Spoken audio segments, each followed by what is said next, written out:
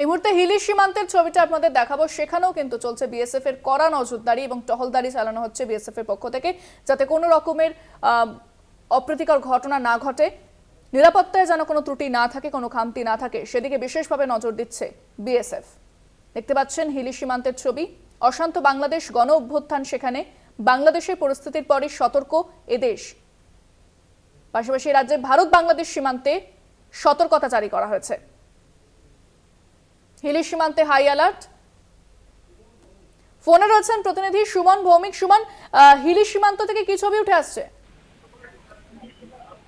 দেখো, গতকাল রাতে কিন্তু কেন্দ্র বাহিনীর দুটি বাসে করে কেন্দ্র বাহিনী ফোর্স এই হিলি সীমান্তে এসে পৌঁছেছে এবং সকাল থেকেই কিন্তু কেন্দ্র বাহিনী বিভিন্ন উচ্চপদস্থ আধিকারিক তারা কিন্তু নজরদারি চালাচ্ছেন এবং তারা এখানে এই হিলি সীমান্তে এসে বৈঠক করছেন। ইতিমধ্যেই কিন্তু যে ট্রাক গুলো ভারতের বাংলাদেশে আটকে ছিল তারা কিন্তু ইতিমধ্যেই ঢোকা শুরু করেছে ভারতে।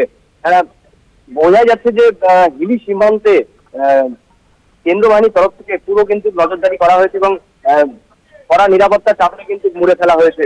সকাল 11টা নাগাদ থেকে কিন্তু ভারত থেকে বাংলাদেশের যেসব মানুষ ভারতে এসেছিলেন তারা কিন্তু যাওয়া শুরু করেছে ইতিমধ্যেই। এই মুহূর্তে কিন্তু হিলি সীমান্তে পরিবেশ শান্ত রয়েছে, অর্থাৎ ট্রাক চলাচল স্বাভাবিক হয়েছে, তাই তো? একদমই। ধন্যবাদ সুমন। কথা বললাম প্রতিনিধি সুমন ভৌমিকের সঙ্গে এবং যেরকমটা আমাদের প্রতিনিধি জানালো যে ট্রাক চলাচল আপাতত স্বাভাবিক হয়েছে। অভিবাসন দফতরে ভিড় দেখা যাচ্ছে বাংলাদেশিদের এবং ভারত বাংলাদেশ যে সমস্ত সীমান্ত রয়েছে সেই সীমান্তগুলিতে চলছে কড়া নজরদারি, বিএসএফ এর টহলদারি চলছে। অনুপ্রবেশ যাতে কোনোভাবেই না হয় সেদিকেও বিশেষভাবে নজর দেওয়া হচ্ছে।